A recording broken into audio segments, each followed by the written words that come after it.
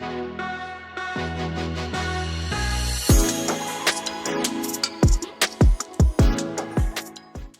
igen. Jeg fandt lige... jeg sidder lige og bokser med ham her. Jeg fandt lige en gammel, det er den jo ikke, det der fra grundforløbet, hvor jeg lavede en video, hvor det sådan bliver tegnet, så man kan se omkring cellens opbygning og sådan lidt omkring kromosomfejl.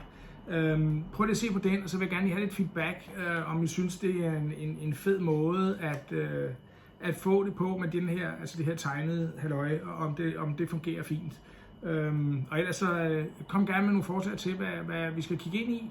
Så prøver jeg at gøre det selv, eller finde nogen, som ved noget om det bedre end mig. Og tak for alle de her, det feedback, der er kommet i de forskellige grupper. Det synes jeg er enormt fedt, og jeg håber på, at det her det kan give mening. Ham her, han er sådan lidt utålmodig, og han gider ikke mere film, så det gider jeg heller ikke. Vi ses, og god